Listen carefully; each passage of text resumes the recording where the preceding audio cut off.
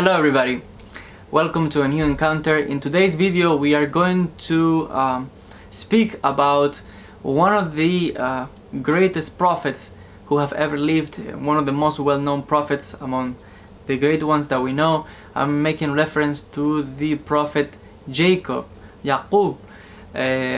Regarding him, there is an important incident regarding a moment in his life of great turmoil for his soul, of great sadness. That was the moment in which he was separated from his son, his beloved son, Yusuf, or Joseph in English.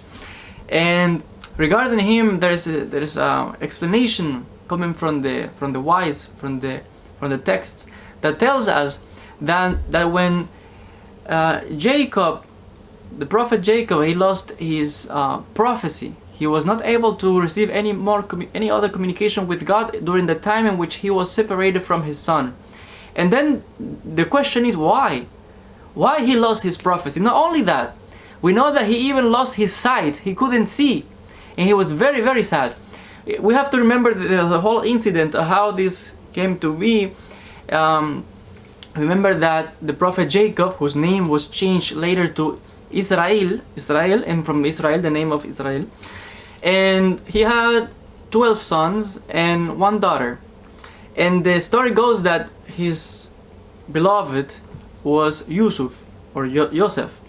And because of these, the other brothers were kind of jealous because of Joseph, and the story tells us that they were plotting evil things against their brother, and they tried to kill him. But at the end they decided not to kill him, and so they sold him to a caravan of merchants that were going to Egypt. And the story goes that then they took the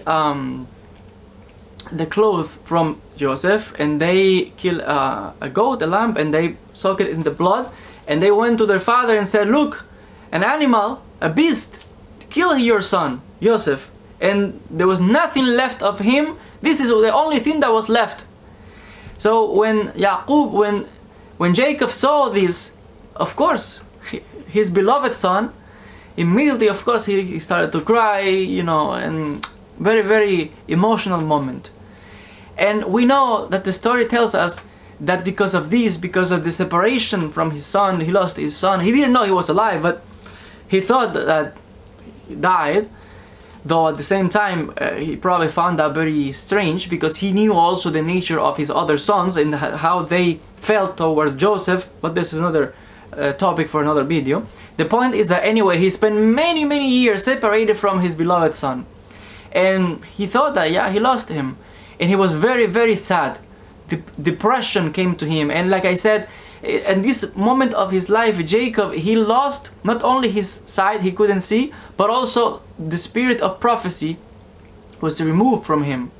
He couldn't prophesy, get any other messages from God, and he used to cry and complain to God, and really was sad. And it's understandable from a psychological point of view, from a human point of view, as a human being, because prophets were human beings, that if you lost your son, it's like in the beloved one, of course affects your soul, of course affects your heart.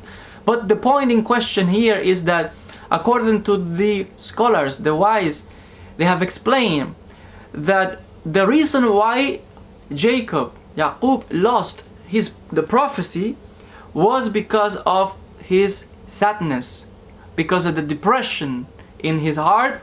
The spirit of prophecy, in connection of course with the disappearance of his son, was removed from him. Because it is said that when someone is sad, depressed, and with this kind of low down of spirit, it says that God cannot be close to such individual, because God is close to those who are happy. That's why the scholar said you have to serve your Creator with happiness. You have to be grateful and feel in your heart that you are very thankful for fulfilling His commandments, for being able to pray to God, for being able to say, I am a servant of God. And you have to be happy because of this. And because of this happiness, then you are more close to God. But someone who is always sad and depressed, he says that from those individuals, it says that God is separated from them. And it doesn't mean that when someone is going through a hard time or a moment, you cry to God, God help me or something. That doesn't mean that He's not going to hear you. Of course He will. He listen to you. He listen to your prayers.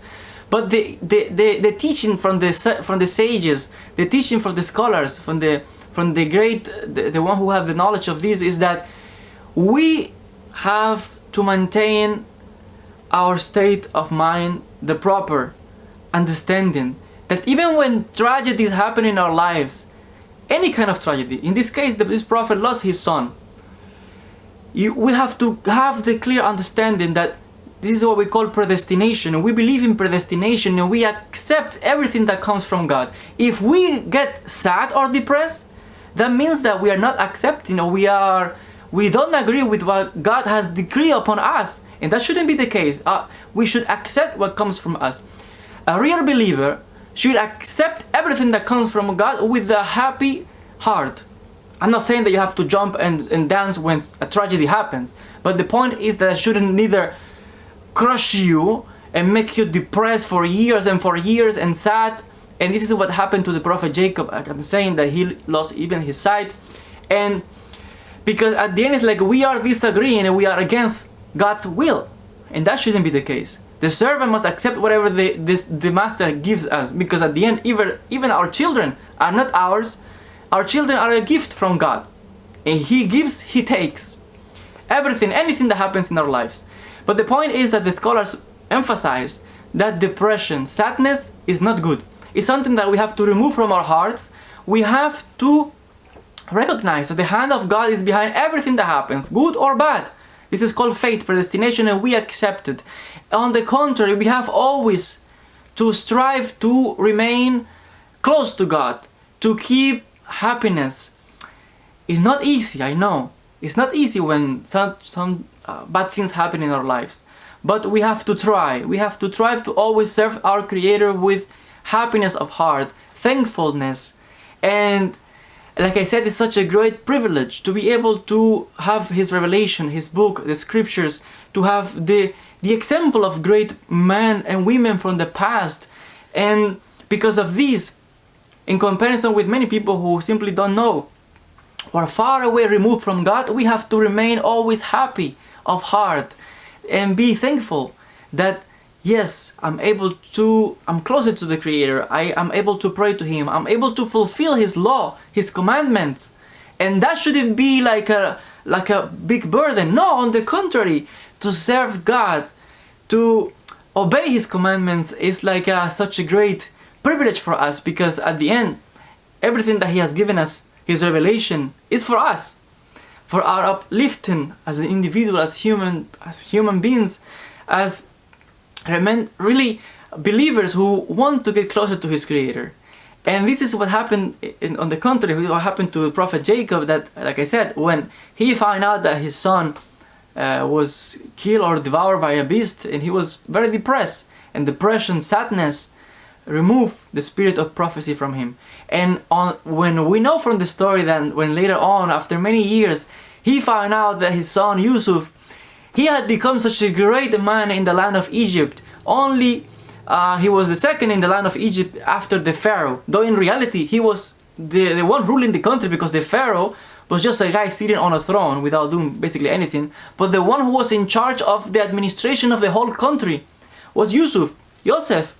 Therefore, when later on Jacob found out about his son, and his son of course called upon his father to go to Egypt, and we know the story, the encounter was so emotional, and we know that the spirit of prophecy came back to the prophet Jacob, and he recovered his sight. He was able to see again, and he received again. He was able to prophesy again.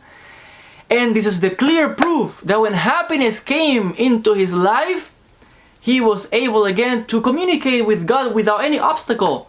And this is a reality that not sometimes, when we are depressed and sad, we are removing ourselves from God, because we are not we cannot even focus or think about anything. We're always crying and depressed. We cannot even study or get close to God. So this is what happened to many people. Therefore, sadness is an obstacle between us and God, and we have to remove all sadness. We have to remove all depression. This is even from a medical point of view. People are depressed, they go to the doctor. No one wants to be depressed.